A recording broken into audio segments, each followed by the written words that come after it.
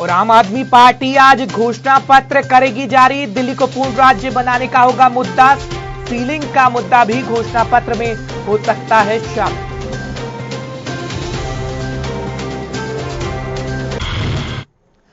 नमस्कार, गुलिस्तान न्यूज देख रहे हैं आप। मैं हूं आपके साथ हर्ष भारद्वाज। सुबह के 10:30 बज चुके हैं और बुलेटिन की शुरुआत करेंगे बड़ी खबरों के साथ। बात करेंगे अनंतनाग की, क्योंकि जम्मू कश्मीर के अनंतनाग में एक बार फिर मुठभेड़ हुई है और फिलहाल ये मुठभेड़ खत्म हो चुकी है और इंटरनेट सेवाओं पर पाबंदी लगा दी गई है। अनंतनाग में सुरक्षा बल और आतंकवादियों के बीच मुठभेड़ हुई है। सुरक्षा बलों ने आतंकवादियों की फायरिंग का मुंहतोड़ जवाब दिया है और सेना का सर्च ऑपरेशन चलाया गया था और अभी फिलहाल इलाके में इंटरनेट सेवा को बंद कर दिया गया है। जम्मू कश्मीर के अनंतनाग से इस वक्त की बड़ी खबर, जहां पर मुठभेड़ हुई है। सुरक्षा बल और आतंकवादियों के बीच मुठभेड़ हुई और अनंतनाग में मुठभेड़ के चलते प्रशासन ने सुरक्षा व्यवस्था बढ़ा दी है। बहुत बहुत शुक्रिया करेंगे फिदा का, क्योंकि लगातार वो हमारे साथ जानकारी दे रहे हैं। फिदा, एक बार फिर आप हमारे साथ जुड़ चुके हैं। फिदा, अनंतनाग बेहद अहम सीट, हमने देखा पहले चरण के अनंतनाग में चुनाव हुए।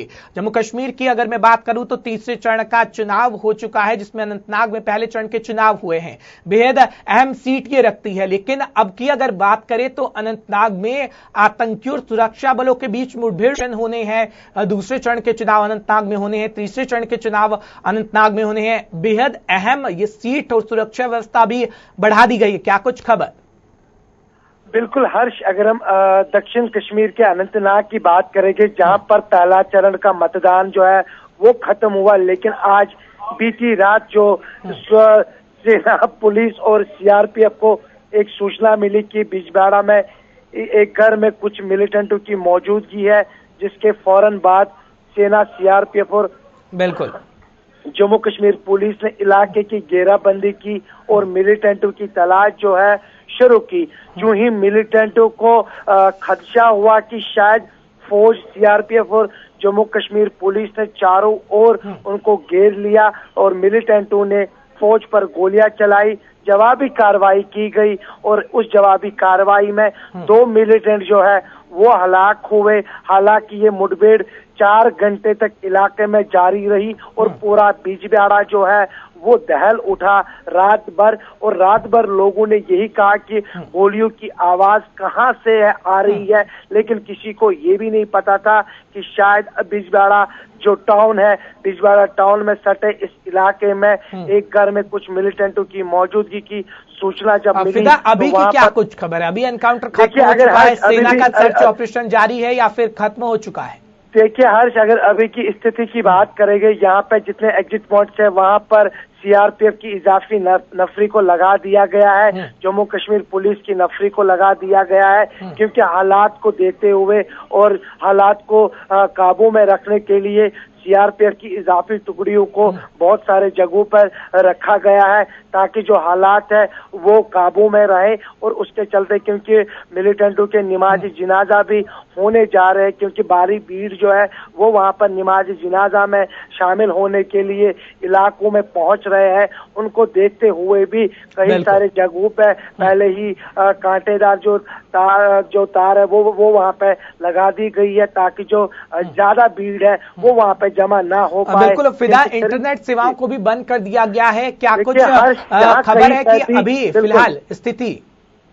देखिए हर जहाँ कहीं पे भी मुठभेड़ होती है तो सबसे पहले जो इंटरनेट है उसको डाउन किया जाता है, और अनंतनाग में भी बीती रात को इंटरनेट को डाउन किया गया, जो अभी तक फिलहाल डाउन ही है। फिदा, झड़पों की खबर भी सामने आई है, क्या कुछ ऐसी खबर है? देखिए हर्ष के जैसे कि मैं पहले भी बता चुका हूं, अगर ये मुठभेड़ 5 बजे खत्म हुई, लेकिन जब शव बरामद हुए तो उसके बाद जो सीआरपीएफ की इजाफी नफरी है उनको पहले वहां पे अनंतनाग लाया गया, बिजबाड़ा लाया गया, ताकि जो हालात है वो काबू में रहे। और हालात व्यवस्था को देखते हुए प्रशासन ने वहां पे इंटरनेट को भी डाउन किया है, और जो छोटे बड़े स्कूल्स है, चाहे वो प्राइवेट स्कूल हो या सरकारी स्कूल हो, उसको आज यहाँ पे बंद किया गया है, क्योंकि हालात बेकाबू ना हो पाए, यहाँ पे हालात यहाँ पे सामान्य रहे, तो उसके चलते ऐसे कदम उठाए गए। शुक्रिया फिलहाल हम तक जानकारी पहुंचाने के लिए। लगातार आपसे हम जानकारी लेते रहेंगे। फिलहाल एनकाउंटर खत्म हुआ है और सर्च ऑपरेशन की बात करें तो सर्च ऑपरेशन चलाया गया। फिलहाल इलाके में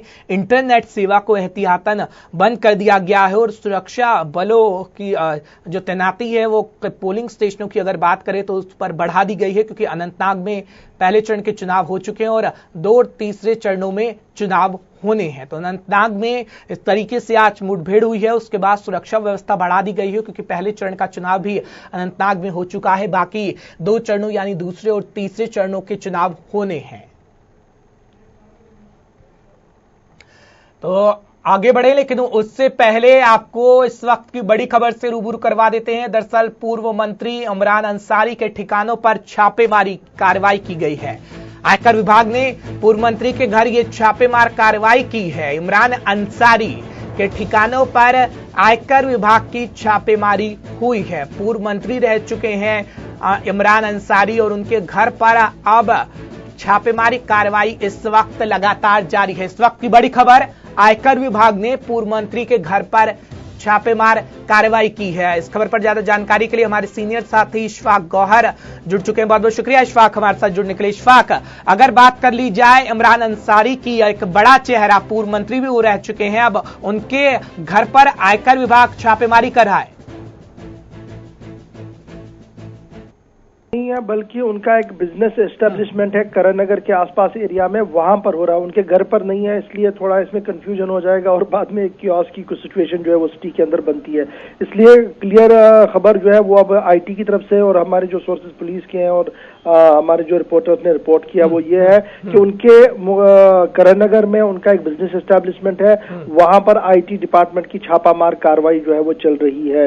इमरान जो है वो पूर्व मंत्री रहे, पीडीपी के बड़े चेहरे हुआ करते थे और बाद में पीपल्स कॉन्फ्रेंस इन्होंने ज्वाइन किया है और पीपल्स कॉन्फ्रेंस ज्वाइन करने के बाद लगातार जो है वो स्टेट के दोनों पार्टियों को आड़े हाथों लेते थे और पिछले कई दिनों से केंद्र की कुछ पॉलिसियों पर भी उनकी जबरदस्त जो है वो आलोचना हो रही थी। लेकिन अभी की अगर हम बात करें तो इमरान अंसारी का ये बिजनेस एस्टैब्लिशमेंट है जहां पर ये छापामार कार्रवाई चल रही है आईटी की एक, और ये मामला अगर आप इनके आईटी डिपार्टमेंट के मामले पे देखेंगे तो ये काफी लंबा मामला है। बहुत से चीजें हैं इस इनके साथ जुड़ी हुई, चूंकि एयरटेल के भी ये हैं और भी कुछ चीजें इनके साथ जुड़ी हैं। तो आईटी और इनका वास्ता जो है वो बहुत पुराना है और ऑलरेडी लुकआउट नोटिस भी एक पिछले दिनों अखबार में आया था जिसमें ये डिफॉल्टर, विलफुल डिफॉल्टर जो थे वो दिखाए गए थे। तो शिकंजा जो है लगभग कसता हुआ इमरान अंसारी के आसपास दिखता है। बिल्कुल इशफाक, लगातार हम देख रहे हैं कि शिकंजा कसा जा रहा है। अब इमरान अंसारी के ठिकानों पर छापेमार कार्रवाई आयकर विभाग की देखने को मिली है। लगातार ऐसी कार्रवाई, लेकिन अगर बात करें रीजनल राजनीतिक पार्टियों की तो ये इस पर सवाल खड़े करते हुए नजर आ रही हैं। अभी इस तरीके का कोई रिएक्शन नहीं आया, क्योंकि अभी थोड़ी देर पहले ये कार्रवाई जो है वो शुरू हुई है यहाँ श्रीनगर के अंदर, करणनगर एरिया के आसपास के एरियाज के अंदर। अभी पॉलिटिकली इस पर कोई रिएक्शन नहीं आया और ना ही इमरान ने कोई बात अभी ऑफिशियली कही है।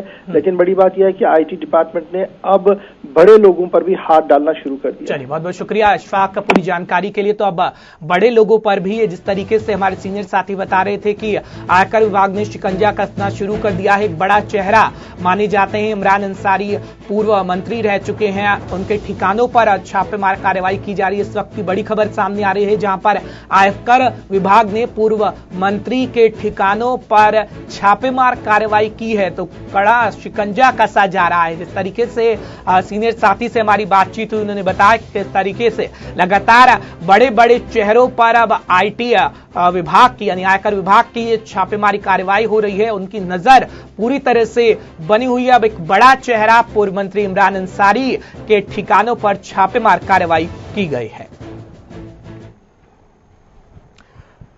तो चलिए अब बात करेंगे लोकसभा चुनावों की, क्योंकि लोकसभा चुनाव है वो नामांकन भरने की प्रक्रिया लगातार जारी है। अगर प्रधानमंत्री नरेंद्र मोदी की बात करें तो प्रधानमंत्री नरेंद्र मोदी आज वाराणसी दौरे पर रहेंगे और रोड शो भी करते हुए नजर आएंगे, जिसके लिए पूरा काशी तैयार है। ये 4 तस्वीरें हम आपको दिखा रहे हैं जहां पर लोगों की अच्छी खासी भीड़ है और लोग काफी खुश भी नजर आ रहे हैं। दूसरी तस्वीर की अगर हम बात करें तो काशी में पूरी तरीके से व्यवस्था कड़ी कर दी गई है, सुरक्षा व्यवस्था के इंतजाम किए गए हैं। और तीसरी तस्वीर अगर हम आपको दिखाएं तो ड्रोन से निगरानी की जा रही है, यानी सुरक्षा व्यवस्था के कड़े इंतजाम किए गए हैं क्योंकि पीएम मोदी का रोड शो है और ड्रोन से निगरानी इस पर की जा रही है। अगर घाटों की बात कर ली जाए तो घाटों को एकदम स्वच्छ बनाया गया है क्योंकि पीएम मोदी कुछ ही देर में वहां पर वाराणसी में पहुंचेंगे और रोड शो करते हुए भी नजर आएंगे। तो मोदी के रंग में पूरी तरह से काशी डूब चुका है और ये 4 तस्वीरें हम आपको दिखा रहे हैं कि किस तरीके से सुरक्षा के कड़े बंदोबस्त किए गए हैं। अगर घाटों की बात कर ली जाए तो घाटों को भी एकदम स्वच्छ तरीके से साफ कर लिया गया है। साल के अंदर बहुत बदलाव हुआ है। ये पूरा जो घर देख रहे हैं सामने, ये जो है कपड़ा चेंज करने वाला, उसके बराबर मिट्टी था वो। ये सारी सीढ़ियां ढकी थी मिट्टी से। मोदी जी आए, एक फावड़ा चलाएं, उसके बाद पूरे घाट का नक्शा बदल गया सर। उसके बाद पूरे सफाई, रोज सफाई होता है, बढ़िया पहले से है, पर बहुत ज्यादा लोग आने लगे यहाँ पे अब। तो फायदा, लोगों के आने से फायदा जी, लोग आएंगे तभी तो फायदा होता है सर। कहाँ गंदगी आप लोगों जी सर। और दूसरा गंगा जो साफ होनी चाहिए, गंगा भी साफ होंगी सर धीरे धीरे। अभी तो बाढ़ का समय आएगा तो आओ गंदगी आएंगे। अब गर्मी, प्रधानमंत्री एक बार फिर बन जाए तो देखते फिर क्या करते हैं। बन जाएंगे फिर? हाँ, बनने उनको। बहुत अच्छा पीने लगा। ये हमारे मोदी सरकार की देन है, इसीलिए तो हम लोग यहाँ पर साक्षात प्रवृत्ति हर वक्त बने रहते हैं यहीं पर। हर हर महादेव, जय हो ऋषि काशी गंगे मैया, दोनों साफ हो गए। हर हर महादेव, जय हो। गंगे मैया खूब साफ हो गई हैं, हरी हर, जय हो। हर हर। शरण यहीं रहते हैं काशी में। ये हम देखते चले आए 2500 साल 35 साल हो गए। आज तक गंगा मैया में इतनी सफाई नहीं हुई, लेकिन जब से मोदी जी ने स्वयं आकर के गंगा का निवारण किया तो आज ये आचमन और नहाने लायक पानी पीने लायक भी हो गया गंगा मैया का। नहीं, यहाँ गंगा मैया में इतनी स्थिति थी कि हम आचमन भी नहीं कर सकते थे। आपका नाम? हमारा स्वामी खेलन आश्रम। पानी पीने लायक हो गया आप लोग? पानी पीने का लायक है, जहाँ गंगा है वहाँ प्राण है।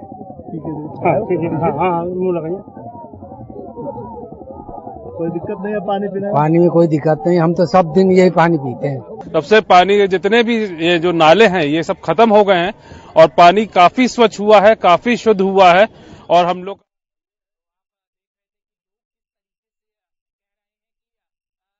अच्छे इंतजाम काशी में किए गए हैं। प्रहलाद गुप्ता हमारे संवाददाता बने हुए हमारे साथ। प्रहलाद, बहुत बहुत शुक्रिया हमारे साथ जुड़ने के लिए। प्रहलाद, अगर बात कर ली जाए काशी की, जिस तरीके से लोगों को हम सुन रहे थे कि कड़े बंदोबस्त वहां पर किए गए हैं और लोग काफी खुश नजर आ रहे हैं क्योंकि प्रधानमंत्री मोदी का रोड शो है आज। सुरक्षा व्यवस्था से अगर बात कर ली जाए, क्योंकि तस्वीरें भी हमने अपने दर्शकों को दिखाई कि किस तरीके से सुरक्षा व्यवस्था के इंतजाम हैं, कितनी कड़ी सुरक्षा व्यवस्था की गई और क्या कुछ आज रहने वाला है।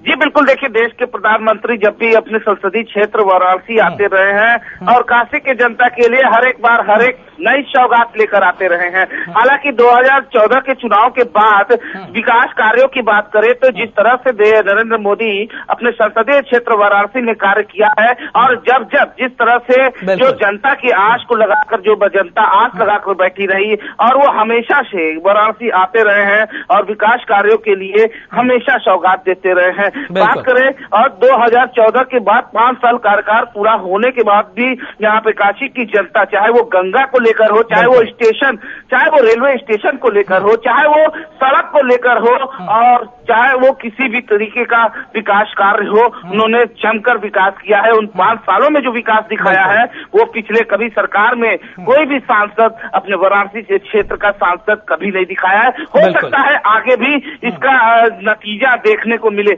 हम बात कर रहे हैं आज वाराणसी में जो दौरा है, जो चुनावी रैली है इनका, जो वाराणसी काशी हिंदू विश्वविद्यालय से उठकर विभिन्न क्षेत्रों से होते हुए बाहुबली, सबसे बड़ी बात है जब काशी हिंदू विश्वविद्यालय से जब उनका 3 बजे रैली निकलेगा तो बीच में एक बहुत बड़ा, जिसे वाराणसी का मिनी पाकिस्तान कहा जाता है, वो मदनपुरा इलाका है, वो पूरा मुस्लिम बाहुमूल्य क्षेत्र है और वहां से गुजरते हुए और काफी उसके लिए कड़ी सुरक्षा के इंतजाम किए गए हैं कि ताकि परिंदा भी पर ना मार सके, लेकिन उसी रास्ते से उन्हें रैली में जाना है। बिल्कुल प्रहलाद, लोगों को हम सुन रहे थे, लोग काफी खुश नजर आ रहे हैं। आप भी ग्राउंड जीरो पे मौजूद हैं, लोगों से आपकी सुबह से बातचीत हो रही होगी, लोगों का क्या कुछ कहना है, लोग कितने खुश नजर आ रहे हैं? लोगों क्योंकि प्रधानमंत्री नरेंद्र मोदी का ये संसदीय क्षेत्र रहा है, वाराणसी है, यहाँ से प्रधानमंत्री नरेंद्र मोदी नामांकन भी भरेंगे। जी बिल्कुल, देखिए सबसे बड़ी बात है अपने देश के प्रधानमंत्री नरेंद्र मोदी धर्म की बात कभी नहीं करते हैं। धर्म की बात जो भी पार्टियां करती हैं वो हमेशा से लोग यहाँ के लोग समझते चले आए हैं, लेकिन काशी की जो जनता है वो ना तो धर्म की बात करती है, ना तो नरेंद्र मोदी जी धर्म की बात करते हैं। इस शायद यही उनका वजह है कि आज 3 बजे की आस लगाकर काशी की जनता ही नहीं पूर्वांचल की जनता बैठी है उनके रैली में शामिल होने के लिए। बहुत बहुत शुक्रिया प्रहलाद, हम तक जानकारी पहुंचाने के लिए। आप हमारे साथ बने रहिएगा, लगातार आपसे हम जानकारी लेते रहेंगे। तो जिस तरीके से प्रहलाद बता रहे हैं कि सुरक्षा के कड़े बंदोबस्त किए गए हैं और प्रधानमंत्री नरेंद्र मोदी लगभग 2 बजे के आसपास वाराणसी में पहुंचेंगे। अगर साधु संतों की बात कर ली जाए या फिर लोगों की बात कर ली जाए, बेहद खुश लोग नजर आ रहे हैं। साथ ही साथ उनका यही कहना है कि जो देश हित में फैसला लेगा वही सर्वोपरि होगा। प्रधानमंत्री नरेंद्र मोदी ने वाराणसी में विकास किया है। लोगों को जिस तरीके से हम आपको दिखा भी रहे थे कि लोगों का क्या कुछ कहना है। सुरक्षा की अगर बात कर ली जाए तो सुरक्षा के कड़े इंतजाम है, ड्रोन से निगरानी पूरी तरीके से नजर आ रही है कि कैसे रखी जा रही है। स्वच्छ घाटों की अगर बात करें तो घाटों को एकदम साफ कर दिया गया है। और अगर काशी की बात कर ली जाए तो पूरी काशी इस वक्त पीएम के आगमन के लिए तैयार है और लगभग 2 बजे के समय पीएम मोदी वाराणसी में पहुंचेंगे और एक रोड शो भी किया जाएगा। प्रधानमंत्री नरेंद्र मोदी रोड शो करते हुए भी नजर आएंगे। काफी भीड़ रहने की उम्मीद है, जिसको लेकर सुरक्षा के कड़े बंदोबस्त किए गए हैं, क्योंकि जब भी वाराणसी दौरे पर प्रधानमंत्री नरेंद्र मोदी रहते हैं एक हुजूम देखने को मिलता है, एक काफी लोगों का हुजूम रहता है, जिसको लेकर पुलिस पूरी तरीके से मुस्तैद है और सुरक्षा के कड़े बंदोबस्त किए गए हैं। अगर चौक चौराहों की बात कर ली जाए या फिर ड्रोन से निगरानी की बात कर ली जाए, ड्रोन से निगरानी रखी जा रही है। पूरी तरीके से सुरक्षा के कड़े इंतजाम किए गए हैं। घाटों को पे भी सुरक्षा के कड़े इंतजाम किए गए हैं और घाटों को एकदम स्वच्छ कर दिया गया है।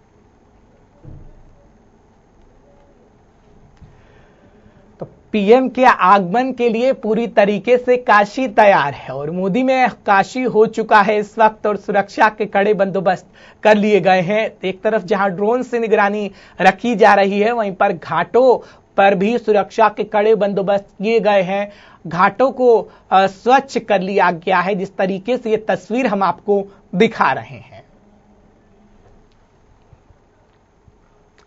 तो बात करेंगे बांदा की, क्योंकि प्रधानमंत्री नरेंद्र मोदी बांदा में भी पहुंचेंगे और चुनावी सभा को संबोधित करते हुए भी नजर आएंगे। एक तरफ काशी में सुरक्षा के कड़े बंदोबस्त किए गए हैं, क्योंकि प्रधानमंत्री नरेंद्र मोदी वाराणसी के दौरे पर रहेंगे और रोड शो करेंगे। वहीं दूसरी तरफ वो बांदा में भी नजर आएंगे। लेकिन उससे पहले अगर बात करें वाराणसी की, तो वाराणसी में चाय की दुकान पर चर्चा भी की जाएगी, क्योंकि राजनीति का खुमार हर लोगों पर चढ़ चुका है। क्या कुछ लोगों का कहना है वो आप देखिए।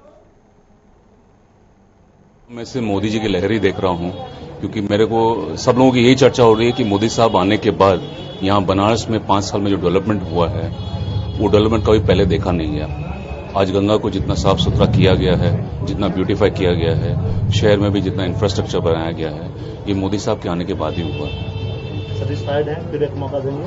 100% सर। मेरे हिसाब से तो क्या है कि आज इतने साल दूसरे पॉलिटिकल पार्टीज ने राज किया है, तो इनको क्या कम से कम एक टर्म तो और देना चाहिए। और काफी डेवलपमेंट्स हुए हैं, डेवलपमेंट तो नजर आते ही हैं। आपका मेरा नाम दीपक रागानी, मैं कलकत्ता में रहने वाला हूं और जब भी यहाँ आता हूं तो पप्पू साहब चाय दुकान में डेफिनेट आता हूं, दिन में 2 बार आता हूं। शादी के समय तो खासकर ये राजनीति का गढ़ रहा है। यहाँ सबने प्रधानमंत्री भी बनाए हैं, मुख्यमंत्री भी बनाए हैं, तो हिंदुस्तान का छोटा एक पार्लियामेंट ये भी है हमारा, तो हम तो उस हिसाब से ही चलते हैं। इसको मौका दे रहे हैं? हमारे तो मोदी जी हैं भैया, मोदी जी के अलावा तो दूसरा कोई नहीं है। और हम तो कहते हैं कि चाइना वाला सिस्टम यहाँ भी लगा दे कि जब तक मोदी जी हैं तब तक प्रधानमंत्री वही रहेंगे, उसके बाद जो आएंगे वो आएंगे। देखिए, ये जो है 365 दिन और 24 घंटा इसको कह लीजिए राजनीतिक चर्चा का केंद्र है, ये सेंटर है एकदम से। और यहाँ पर चर्चाएं होती है केवल बनारस की नहीं, भारतीय राजनीति नहीं, वे यहाँ से बल्कि कहिए कि वाशिंगटन तक की चर्चाएं होती हैं, बड़े बुद्धिजीवी बैठते हैं। लेकिन मोदी जी निश्चित तौर पर जो है बनारस में एक लहर उनकी है। तो बात वाराणसी की हम कर रहे हैं। जिस तरीके से ये तस्वीर हमने आपको दिखाई कि वाराणसी में चाय पर चर्चा हो रही है, राजनीति का खुमार लोगों पर चढ़ चुका है और लोग पूरी तरीके से राजनीति की चर्चा कर रहे हैं, क्योंकि लोकसभा चुनाव है और लोकसभा चुनाव में ऐसी चर्चा होना लाजमी ही है। नम्रता हमारे साथ जुड़ चुकी है, बीजेपी नेता है। नम्रता, अगर वाराणसी की बात कर ली जाए, क्योंकि वाराणसी बेहद अहम है प्रधानमंत्री नरेंद्र मोदी के लिए, लोगों को हम लगातार सुन रहे थे, साथ ही साथ हमारे संवाददाता भी बता रहे थे किस तरीके से सुरक्षा के कड़े बंदोबस्त किए गए हैं, तो कितना अहम वाराणसी रखता है प्रधानमंत्री नरेंद्र मोदी के लिए? वाराणसी माननीय नरेंद्र मोदी जी का क्षेत्र है, वो हमारे यहाँ के सांसद हैं और आज के रोड शो से तो जितने भी विरोधी हैं सबका मुंह बंद होने वाला है और सबसे ज्यादा पूर्वांचल की सीटें ही आगे को लेके हमें जाती हैं। आज के रोड शो से जितनी भी इधर उधर की बातें हो रही थी वो सब इस तरीके से बंद होने वाली है। बिल्कुल, ये प्रधानमंत्री जी का स्वागत काशी की जनता इतनी जोर शोर से करने वाली है, वो आज आप शाम के रोड शो में ही देख लेंगे। बिल्कुल। नम्रता, अगर बात कर ली जाए विकास कार्यों को लेकर, विकास के मुद्दों को लेकर, तो इस वक्त अगर बीजेपी के कई तमाम नेताओं की बात कर ली जाए तो बीजेपी के तमाम नेताओं के मुंह पर विकास का मुद्दा है नहीं। इस वक्त अगर हम बात करें विकास कितना हुआ ये सब ने देखा, लेकिन अगर बात किसी भी नेता की कर ली जाए या फिर विपक्ष की कर ली जाए या फिर बीजेपी की बात कर ली जाए, विकास का मुद्दा नहीं है किसी की जुबान पर। आप विकास तो देखिए तो आप काशी से ही विकास शुरू होता है। आप आके देखिए, वाराणसी एयरपोर्ट हो, चाहे गंगा घाट का किनारा हो, चाहे इतना बड़ा आयोजन कुंभ का प्रयाग में हुआ, बिल्कुल विकास, ये विकास नहीं तो और क्या है, आप ये बताइए। बिल्कुल बिल्कुल। चलिए, बहुत बहुत शुक्रिया नम्रता हमारे साथ जुड़ने के लिए, पूरी बातचीत के लिए। तो बीजेपी दावा कर रही है कि विकास हमने करके दिखाया है और आने वाले समय में भी हम विकास करके दिखाएंगे।